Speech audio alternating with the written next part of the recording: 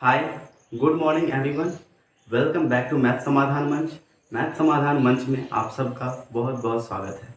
तो चलिए हम क्लास स्टार्ट करें। इससे पहले कुछ बातें कर लें। इन बातों में शामिल क्या है कि कल हमने आर एस अग्रवाल के एग्जाम्पल्स को वहीं पे स्टॉप कर दिया था और मैंने कल ही बता दिया था कि अगले दिन से मतलब कि आज से परसेंटेज के क्वेश्चंस को टाइप वाइज सॉल्व किया जाएगा। ठीक है, और टाइप वाइज क्वेश्चन आपको बहुत ज़्यादा ही पसंद आएंगे क्योंकि आप उस टाइप के सारे क्वेश्चंस को आसानी से सॉल्व कर पाओगे। ठीक है, तो हम चलते हैं अगले क्लास की तरफ। तो इस क्लास में होने क्या वाला है, इस सीरीज में इसमें कम से कम 10 पार्ट आएंगे। हर एक पार्ट में, हर एक क्लास के हर एक पार्ट में एक टाइप का क्वेश्चन को सॉल्व करवा दिया जाएगा। जैसे कि पहला टाइप का क्वेश्चन क्या है, जैसे कि दो राशियों में किसी एक में प्रतिशत कमी करना।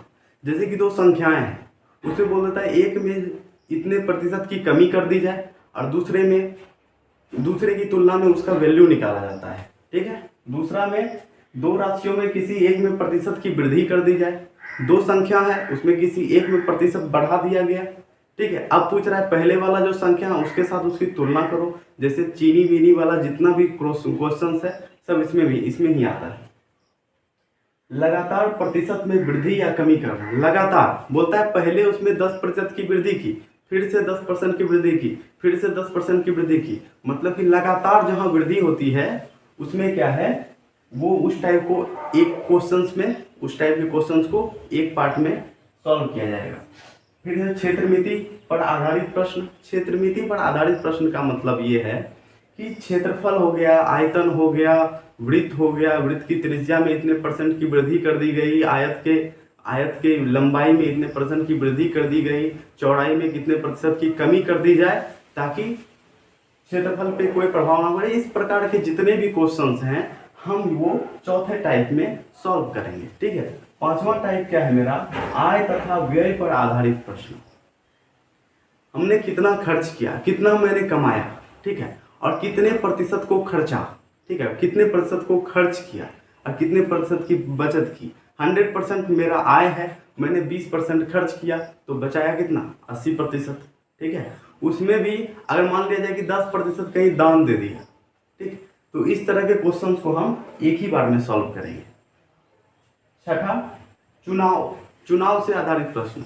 2 प्रत्याशी हो या 3 प्रत्याशी हो, उनको कितने मत मिले हैं, इन सारे क्वेश्चंस को जब परसेंटेज के माध्यम से सॉल्व करेंगे तो उन सभी क्वेश्चंस को हम एक ही पार्ट में कवर करेंगे। ठीक है, अगला मिश्रण करना। मिश्रण पर आधारित प्रश्न। मिश्रण मतलब किसी चीज में, जैसे कि 1 लीटर पानी है, ठीक है, मतलब 1 लीटर का पानी है, उससे कुछ पानी निकाला, उसमें कुछ दूध डाल दिया। ठीक है, अब पता करना है उसमें जो है, अब सॉल्यूशन के अकॉर्डिंग वो जो 1 लीटर का जो सॉल्यूशन बना मेरा, जितना पानी निकाला उतना तो दूध डाल ही दिया ना, तो 1 लीटर का तो 1 लीटर रह ही जाता उसमें। तो उसमें जितना सॉल्यूशन बना उसके अकॉर्डिंग परसेंटेज निकालना वगैरह जो है कि हम एक बार में करेंगे। और अगला क्या है, जनसंख्या। तो जनसंख्या पर आधारित जितने भी प्रश्न होंगे, जैसे कि एक गांव की जनसंख्या इतनी थी, इसमें जो है 10% की वृद्धि हो रही है हर साल 10% की वृद्धि हो रही है, तो उस तरह के क्वेश्चंस को हम एक ही बार में सॉल्व करेंगे। ठीक है, अगला टाइप मैंने जो सेलेक्ट किया है वो है संख्याओं को समीकरण द्वारा हल करना। मतलब कोई संख्या दे दिया कि 10 का इतना प्रतिशत 20 से इतना अधिक है, तो इन सारे क्वेश्चंस को हम एक ही टाइप में कवर करेंगे। और अगला जो टाइप मैंने जो चूज किया है वो है एग्जाम, परीक्षाएं तथा प्राप्तांक। ठीक है, तो क्वेश्चन जो एग्जाम्स के अकॉर्डिंग होंगे, जैसे एक स्टूडेंट ने इतना प्रतिशत मार्क्स लाया, इतने से फेल कर गया, ठीक है, दूसरे ने इतना प्रतिशत मार्क्स लाया, वो पासिंग मार्क्स से इतना मार्क्स अधिक ले आया। इस तरह के क्वेश्चंस को हम एक ही बार में कवर करेंगे। ओके, तो अब हम पहले देखते हैं दो राशियों में किसी एक में प्रतिशत कमी करना। इस टाइप के हम 5 क्वेश्चंस को करेंगे और उसके बाद अगले टाइप्स में चलेंगे। ठीक है, 5 क्वेश्चन करने के बाद इस टाइप के जितने भी क्वेश्चन हो, 1000 क्वेश्चन क्यों ना हो, मैं वादा करता हूं आपसे कि वो सारे क्वेश्चन को आप सॉल्व कर पाओगे। ठीक है, तो विश्वास रखिए और धैर्य बना के देखते रहिए। आगे चलते हैं हम टाइप में। चलिए तो चलते हैं अगले प्रश्न की ओर। दो राशियों में किसी एक में प्रतिशत की कमी हो जाती है, ठीक है, उसके मुकाबले में दूसरे से उसकी तुलना की जाती है। दो राशि मतलब दो संख्या हो सकता है, दो व्यक्ति हो सकता है, दो वस्तु हो सकता है, या फिर अभी का वस्तु और पहले का वस्तु, दोनों की तुलना की जा सकती है।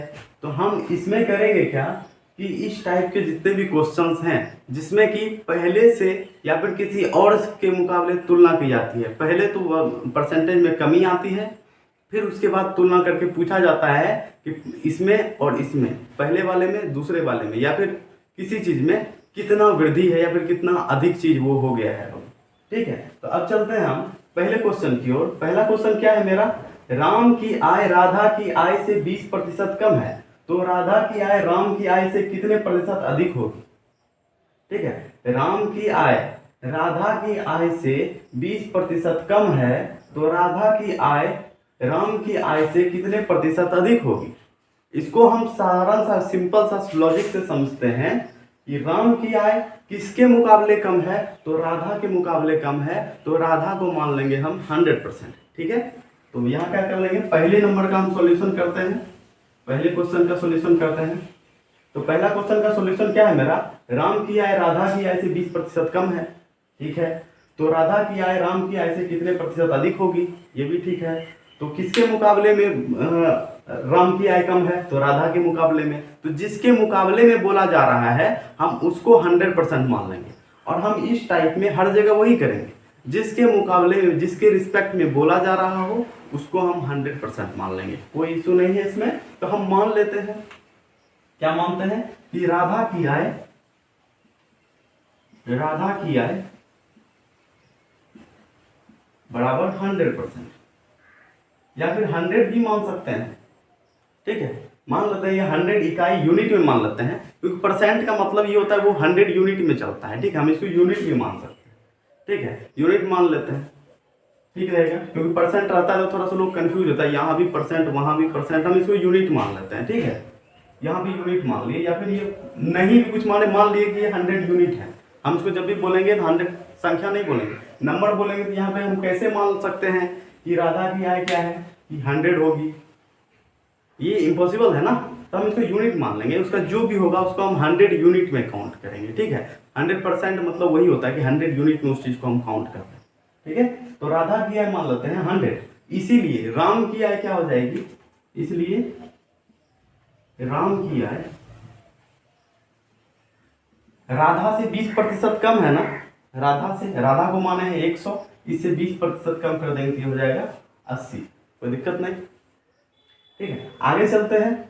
इसमें अब पूछा जा रहा है, तो राधा के मुकाबले तो हम राम की निकाल लिए, अब पूछा है कि राम के मुकाबले राधा की कितनी अधिक है, राम की आय से कितने प्रतिशत अधिक है राधा की आय।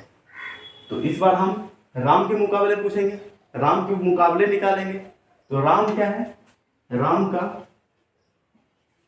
x% बराबर राधा का कितना अधिक है 20 है, हम डायरेक्ट भी निकाल सकते हैं, या फिर हम डायरेक्ट निकाल लेते हैं, उसमें 100% से जितना अधिक होगा वही मेरा क्या हो जाएगा, अधिकता हो जाएगा। तो देख लेते हैं, राम की x% बराबर राम का x% बराबर राधा का। ठीक, राधा की आय। अब देख लेते हैं राम का आय कितना है, 80 यूनिट में है ना, 80 का 100 100 बराबर राधा की आय क्या है 100 यूनिट में है ना, 100। इसको हम इस तरीके से क्यों फिट किए, क्योंकि इसमें राम के मुकाबले राधा की आय को निकालना है। ठीक है, हम तो राधा के मुकाबले तो जान ही गए राम की आय क्या है, इससे 20% का मतलब कि 80 यूनिट में है। ठीक है, उसी तरह से अब हमको राम के मुकाबले राधा की आय निकालना है, तो राम के मुकाबले यहाँ पे परसेंटेज राधा की आय क्या हो जाता है 80 गुना x/100, इसको कटाते हैं ना, यहीं पे क्या हो जाएगा 0 0, 2 बार में, ये कितने बार में 25 बार में। ठीक है, और ये कितने बार में 5 बार में, इसलिए x बराबर क्या आ जाता है 25 गुना 5 125। अब देखते हैं राम के मुकाबले राधा की आय कितना प्रतिशत हो गया जी, 125% हो गया। ठीक है, कितना प्रतिशत हो गया 125% हो गया। तो कोई भी चीज राधा की आय, मतलब किसी भी चीज जो है, राम का जो आय है 80 यूनिट है, वो भी अपने आप में 100%। लेकिन अगर राधा के मुकाबले ये 80 से ज्यादा है ना, तो जितना ज्यादा हो गया 100% से जितना ज्यादा हो गया, वही क्या हो जाएगी, अधिकता हो जाएगी उसकी। तो कितना अधिक है, क्या राधा की आय राम की आय से कितना प्रतिशत अधिक है, तो हम क्या बोलेंगे, सिर्फ और सिर्फ 25% अधिक है। 100 से जितना अधिक है वैसे हम निकाल सकते हैं। अधिकता बराबर क्या लिखेंगे, सिर्फ और सिर्फ 25%, क्योंकि 100% तो राम खुद अपने आप में है, क्योंकि इसी के मुकाबले निकाला जा रहा है ना, तो 100% ये अपने आप में था। इसके राधा की आय को अगर निकालते हैं तो वो इससे 25% अधिक हो जाता है। मतलब 80 के मुकाबले अगर निकालते हैं तो 125%, 100 जो है अपने आप में 125% हो जाता है। कब, जब वो 80 के मुकाबले निकाला जाता है।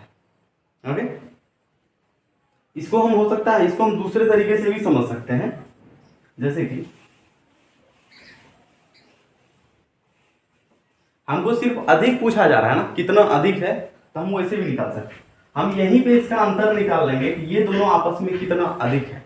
कितना अधिक है, 20 अधिक है, ठीक है। राम से ये कितना अधिक है, 20 अधिक है, ठीक है। अधिक कितना है वो भी लिख देते हैं, अधिक बराबर 20, ठीक है।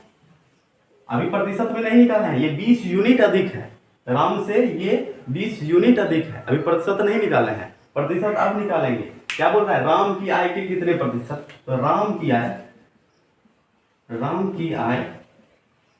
का x% बराबर क्या, राधा की आय। तो कितना प्रतिशत अधिक होगा, यही पूछ रहा है ना, कितना प्रतिशत अधिक होगा, तो अधिक इधर क्या लिख देंगे, बराबर अधिक। ऐसे हम सेट कर सकते हैं इसको। तो राम की आय क्या हो गई, राम की आय क्या है अपने आप में 80 यूनिट में है, 80 का x/100 बराबर अधिक क्या है, 20 है।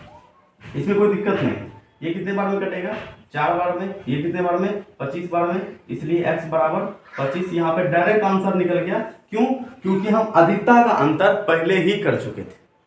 तो हम उस वाले मेथड पे ना जाके हम इस वाले मेथड पे चलेंगे, ठीक है। पहले ही हम अंतर निकाल लेंगे, अधिक बोले तो पहले ही पता कर लेंगे अधिक कितना है। अब जिसके रिस्पेक्ट में बोला जा रहा है उसके रिस्पेक्ट में यहाँ लिखेंगे, और बाद में इधर अधिक होगा तो अधिक, कमी होगा तो कमी, ठीक है। अब बाद इक्वेशन को सॉल्व करेंगे और ऐसे मेरा आंसर मिल जाएगा। चलिए अब हम चलते हैं दूसरे क्वेश्चन की तरफ। दूसरा क्वेश्चन भी हम इसी तरीके से बनाएंगे, इसी तरीके से, बस सेट करना कैसे है, उसको सेट कैसे कर देना है ये समझना है। पहले हम इसको मिटाते हैं।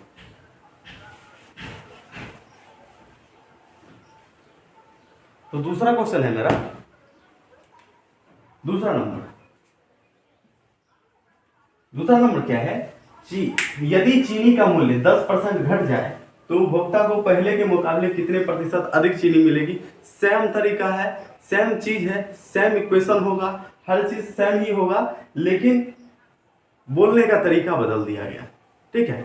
लेकिन नंबर्स के माध्यम से अगर हम सोचे, अगर हम नंबर्स की जिंदगी जीते हैं, अगर हम संख्याओं की दुनिया में रहते हैं, तो इसमें और इसमें मेरे लिए कोई अंतर नहीं है। बने रहिए, आपके लिए भी कोई अंतर नहीं छोड़ेंगे हम, आपको भी दोनों क्वेश्चन सेम दिखेगा। किस तरीके से, आइए देखते हैं। यदि चीनी का मूल्य 10% घट जाए तो उपभोक्ता को पहले के मुकाबले कितने प्रतिशत अधिक चीनी मिलेगा, ठीक है। इस चीज का सॉल्यूशन, चीनी का मूल्य कितना परसेंट घटा, 10%, ठीक है। पहले कितना था, पहले कितना था, 100 मिलता होगा उसको, ठीक है। अब कितना हो गया, बाद में 10% घट गया ना इससे, 90, ठीक है। बढ़ने के बाद जो है ये हो गया। अब हमको पहले के बारे में निकालना है, ठीक है। पहला वाला जो रेट था उससे कितना अधिक होगा, तो उससे जो भी अधिक है, रेट जब भी मापा जाता है ना, तो आज के सॉल्यूशन पे मापा जाता है, आज के पैरामीटर पे मापा जाता है। आप अगर दुकान जाओगे तो आज का रेट पूछोगे, ना कि 10 साल पहले का, ठीक है। तो आज का रेट आपका क्या है, 90, पहले कितना था 100। तो आपको निकालना है कि अब आज से, मतलब पहले के मुकाबले आज कितना प्रतिशत अधिक मिल रहा है। यहाँ पे तुलना आज से की जा रही है, ना कि पहले से, ठीक है। तो कितना प्रतिशत अधिक होगा ये हम निकाल लेते हैं। ये दोनों, इन दोनों के बीच अंतर कितना, 10 का, ठीक है। यही भी निकाल लेंगे, इन दोनों के बीच अंतर कितना, 10 का। हमको मूल्य निकालना है ना, कितना अधिक चीनी मिल जाएगा। तो सिंपल से यहाँ से करो, 90 का x प्रतिशत बराबर 10। तो 90 गुना x बटे 100 बराबर 10। कटेगा, कटो, कट गया ना। इसलिए x बराबर क्या हो जाएगा, 100 बटे 9।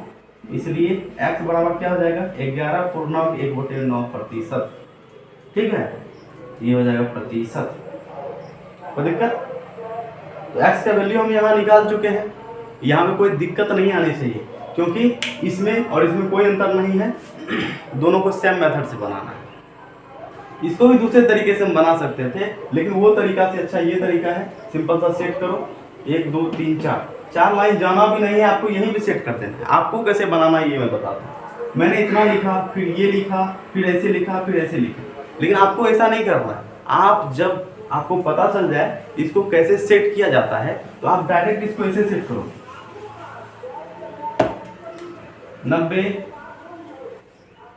90 का x बटे 100, x प्रतिशत, 90 का x प्रतिशत, x बटे 100 बराबर अंतर कितना है, 10 का गया। तो x बराबर कितना हो जाएगा, 100 बटे 9। इसको पूर्णांक में तोड़ दो, 11.1/9।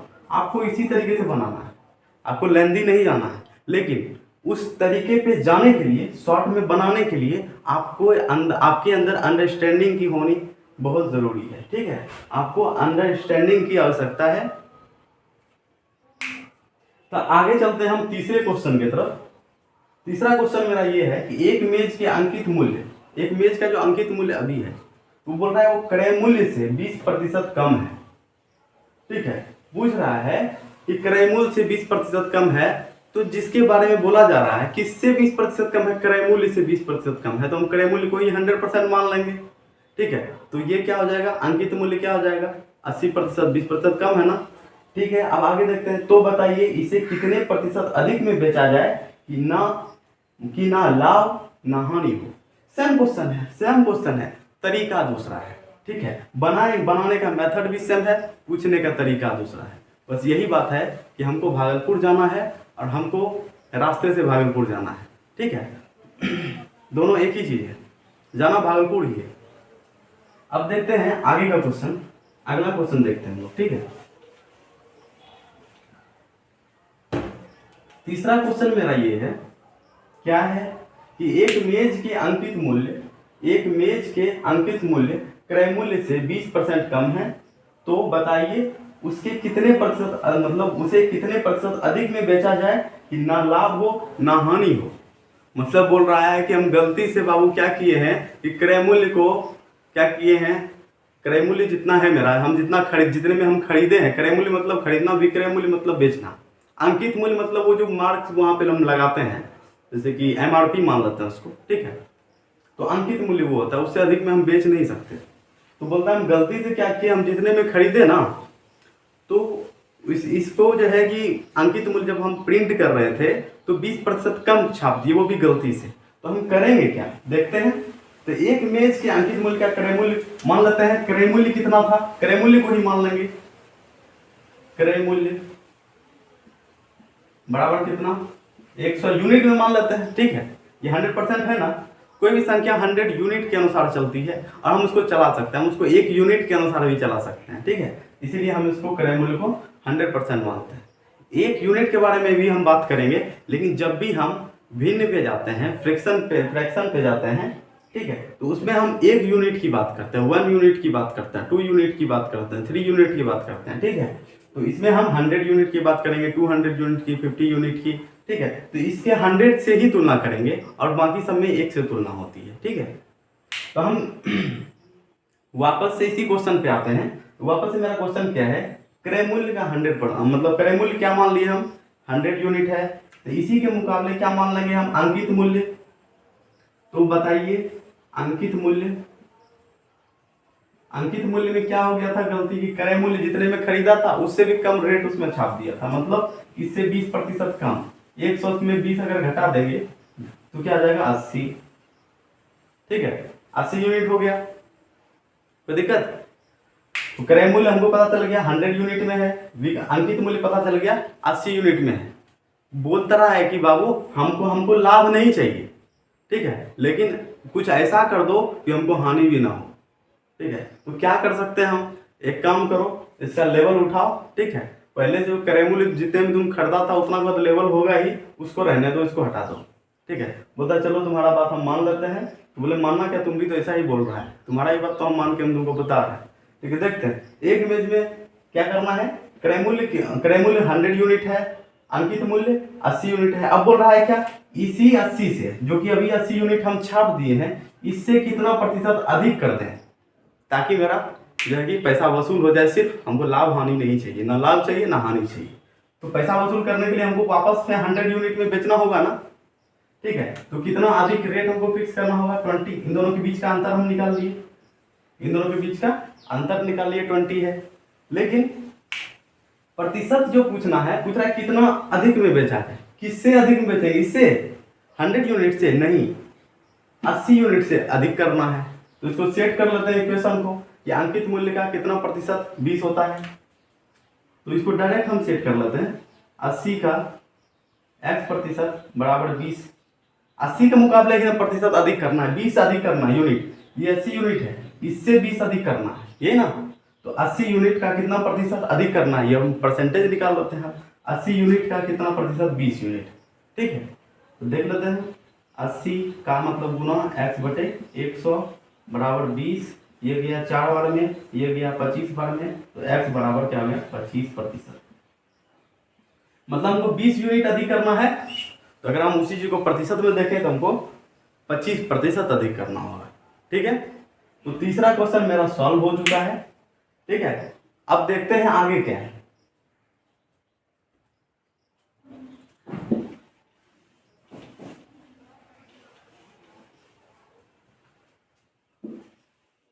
फिर अगले क्वेश्चन की तरफ। अगला क्वेश्चन क्या है मेरा, वो देखते हैं। ठीक है, अगला क्वेश्चन है, राम की ऊंचाई गीता से 30% कम थी, तो बताइए कि गीता की ऊंचाई राम से कितने प्रतिशत अधिक होगी। जब हम इस टॉपिक पे बात करते हैं तो यहाँ पे भी सेम चीज है, कुछ भी अलग नहीं है। पहले जो भी हमने देखा इसमें भी वही सारी चीजें हैं, तो उसको हम सेट कर लेते हैं। राम की ऊंचाई किसकी ऊंचाई से, गीता की ऊंचाई से कितना कम है, 30% कम थी, तो बताइए कि गीता की ऊंचाई राम की ऊंचाई से कितने प्रतिशत अधिक होगी। तो गीता के बारे में बोल रहा है ना, तो मान लेंगे, चौथा नंबर क्वेश्चन है मेरा, मान लेते हैं कि गीता की ऊंचाई बराबर 100 यूनिट। माना गीता की ऊंचाई बराबर कितना यूनिट, 100 यूनिट। ठीक है, क्या मान लिए, गीता की ऊंचाई 100 यूनिट। अब राम की ऊंचाई गीता के मुकाबले सेट कर देते हैं, तो राम की ऊंचाई बराबर गीता से कितना प्रतिशत कम है, 30% कम है। 100 यूनिट का 30% 30 ही होगा, तो इसको कम कर देते हैं, 30% हो जाता है ये 70 यूनिट। ठीक है, अब जो पूछा जा रहा है, अब रिवर्स गियर में पूछेगा। अब देखिए क्या पूछता है, तो बताइए गीता की ऊंचाई राम से, पहले हमको गीता से तुलना करके राम को निकाले, राम से तुलना करना है कि रियल में राम से कितना ज्यादा है। ठीक है, तो कितने प्रतिशत अधिक होगी। पहले हम क्या करते हैं, यहीं पे अंतर इसका निकाल लेते हैं, इसमें भी सेम काम करेंगे, यही क्या करेंगे, अंतर निकालेंगे। कितने का अंतर है, 30 का अंतर। तो दिक्कत, अब सेट कर लेंगे, राम के मुकाबले पूछा जा रहा है तो राम से सेट कर लेंगे। राम 70 है ना, का x बटे 100, ये सब तो समझ चुके हैं ना आप कैसे सेट कर रहा है। ठीक है, बराबर कितना अंतर है, 30 का, तो सेम टू सेम सेट कर लेंगे इसको। क्या हो जाएगा, ये खत्म, ये खत्म, और तो कुछ खत्म होने से रहा, ये हो जाएगा। इसलिए x बराबर 300 बटे 7। ठीक है, इसको पूर्णांक में बदल दो, इतना प्रतिशत होगा 300 बटे 7%। इसको सचौक 28 7 दूनी 14 पूर्णांक 6 बटे 7 प्रतिशत, ये होगा ना, 42 पूर्णांक 6 बटे 7%। तो गीता की ऊंचाई रियल में राम की ऊंचाई से राम की ऊंचाई 70 के मुकाबले अगर परसेंटेज निकाला जाए इतना होगा, 100 के मुकाबले परसेंटेज निकाले थे तो इतना हुआ था। ठीक है, इसको साधारण सा समझना है कि आपको बोला जाए कि आपके पास 100 रुपया है, ठीक है, मेरे पास 50 रुपया है। ठीक है, आपसे अगर पूछा जाए आपका जो है ना, आप अगर 100 रुपया कहीं डिपॉजिट करते हो आपका 1% कटता है। ठीक है, 1% कटता है तो आपका कितना कटेगा, आपका कितना कटेगा, सिर्फ 1 रुपया कटेगा, 1 रुपया कटेगा। ठीक है, वही मुझसे पूछा जाए कि आप अगर 50 रुपया डिपॉजिट करते हो तो मेरा भी आपका भी 1% ही कटेगा, तो 50 के मुकाबले 1% क्या हो जाएगा, 0.5। मुझे सिर्फ 50 पैसे देने होंगे। समझ में आ रही बात ना। इसीलिए 100 के मुकाबले ये 70 हुआ, लेकिन 70 के मुकाबले ये जो 30 है, 70 के मुकाबले 30 का परसेंटेज कितना हो जाए, 42.6। अगर यहाँ 35 होता, मान लिया जाए अंतर अगर 35 का होता तो 70 के मुकाबले ये 50% हो जाएगा, क्योंकि 70 का आधा क्या जाएगा, 70 का 50%। ये तो बस समझने के लिए है और कुछ नहीं है। तो मेन सॉल्यूशन मेरा यही है, हम एक ही तरह का मेथड यूज करेंगे। गीता की ऊंचाई 100, 30% कम है तो राम की ऊंचाई 70, तो अब राम के मुकाबले ये कितना अधिक है, कितना अधिक है, तो अंतर यही निकाल लिया, 30 का अधिक है तो 70, x/100 बराबर 30, x बराबर आंसर। ठीक है, आगे चलते हैं। अगला क्वेश्चन है मेरा, और ये मेरा आज का लास्ट क्वेश्चन है। ठीक है, इसी के साथ मेरा ये एक टाइप खत्म होता है। इस तरह के जितने भी क्वेश्चन जितने भी बुक में है आप उसे बनाने का प्रयास करो, उसको सॉल्व करने का प्रयास करो, वो आसानी से सॉल्व होगा, कोई भी प्रॉब्लम नहीं आएगी, कोई भी दिक्कत नहीं आएगी उसमें। ठीक है, तो हम चलते हैं अगले क्वेश्चन की तरफ। अगला क्वेश्चन क्या है, दो संख्याओं के गुणनफल है। अब इस बार गुणनफल का दिया, लेकिन काम सेम होगा, टाइप सेम होगा, सेम तरीके से हम इसको बनाएंगे। दो संख्याओं के गुणनफल में एक संख्या को 20% कम कर दें तो दूसरी संख्या में कितने प्रतिशत की वृद्धि करनी होगी जिससे परिमाण परिवर्तित ना हो। सिंपल सा मान लेते हैं, कोई भी दो संख्या है, वो दो, पहली संख्या भी अपने आप में 100 यूनिट है, दूसरी संख्या भी अपने आप में 100 यूनिट है। ठीक है, दो संख्या की बात है। हम अभी तक एक संख्या के बारे में बात कर रहे थे, लेकिन यहाँ पे दो संख्या के बारे में, उसमें भी दोनों को के गुणनफल के बारे में बात की जा रही, क्रॉस के बारे में बात की जा रही। तो चलिए दोनों का क्रॉस करवाते हैं। लाइगर वाला क्रॉस ब्रीड नहीं है ये। ठीक है, तो दोनों का देखते हैं। 5वां नंबर क्वेश्चन क्या है मेरा, तो दो संख्याओं के गुणनफल में एक संख्या को 20% कम कर दें तो दूसरी संख्या में कितने प्रतिशत की वृद्धि करनी होगी जिससे परिमाण परिवर्तन ना हो। पहली संख्या 100 यूनिट होगी कि नहीं अपने आप में, क्रॉस दो संख्या की बात की जा रही है, तो दूसरी संख्या भी 100 यूनिट होगी। इन दोनों के गुणनफल की बात की जा रही है, पहले इन दोनों का गुणनफल निकाल देते हैं। ठीक है, कितना होता है, 10,000 होता है। बोलता है एक संख्या में, दोनों संख्या में, इन दोनों संख्या में से किसी एक संख्या को क्या किया गया, 20% कम कर दिया गया। कर देते हैं, मान लेते हैं इसी को या फिर इसी को, दोनों में से किसी को भी 20% कम कर देते हैं, लेकिन एक ही को करना है। बोल रहा है कि में से एक संख्या में तो 20% कम करना है। तो ये हो जाएगा 80 गुना ये हो जाएगा 100, ये बराबर ये कितना हो जाएगा, देखते हैं। 80 गुना 100 क्या हो जाएगा, 1000। कोई दिक्कत है? अब हमको क्या निकालना है, देखिए तो यहाँ पे हम पहले की तरफ चले गए, क्या हमको निकालना है क्या, अब जो मेरा जो भी परिमाण आता है, मतलब दूसरी संख्या में कितना वृद्धि कर दें कि जो है कि पहले वाला परिमाण के बराबर मेरा आंसर आ जाए। पहले हम यहीं पे अंतर निकाल लेंगे, कितना होता है 2000, अंतर कितना हो रहा है मेरा 2000, तो हम सेट कर देंगे। इसके मुकाबले इसका निकालना है ना, कितना अधिक करना है, कितना अधिक है निकाल लेते हैं। 8000 का x/100 बराबर 2000। हम इतना फास्ट इसलिए चल रहे हैं क्योंकि हमको पता है कि आप समझ चुके हो। ठीक है, इसलिए x बराबर 25%।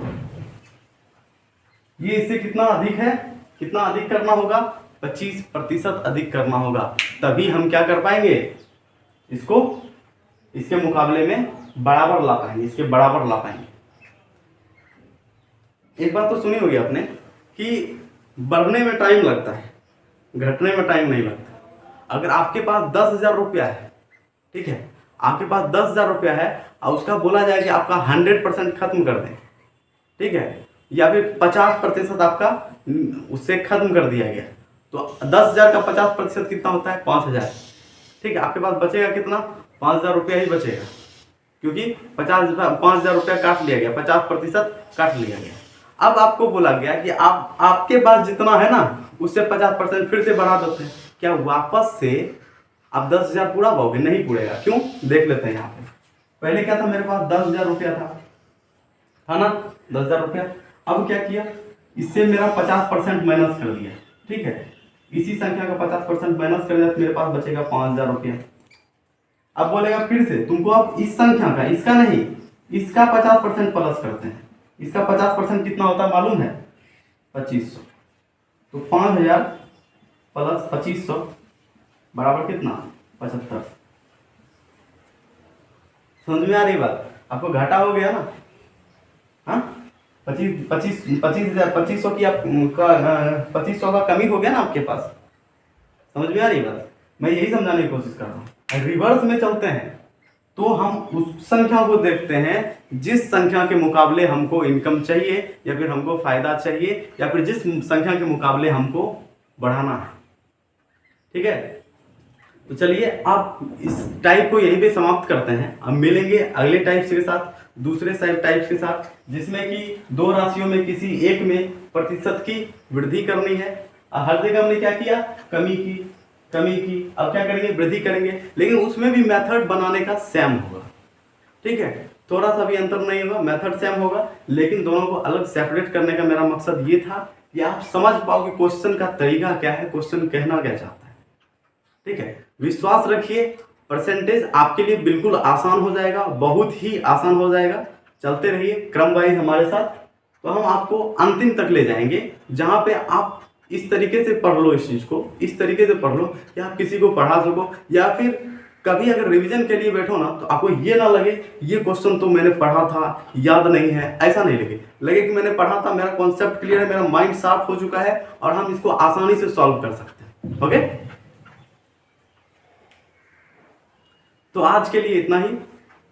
और एक बात, अगर आपको ये वीडियो या फिर मेरी क्लासेस पसंद आ रही है तो लाइक ज़रूर करें, कमेंट भी करें और सब्सक्राइब तो बिल्कुल करें, और इसको जितना भी हो सके अपने दोस्तों के साथ शेयर करें, ताकि जो आपने सीखा वो आपके दोस्त भी सीख सके।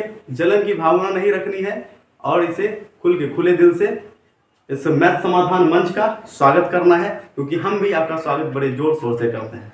जय हिंद।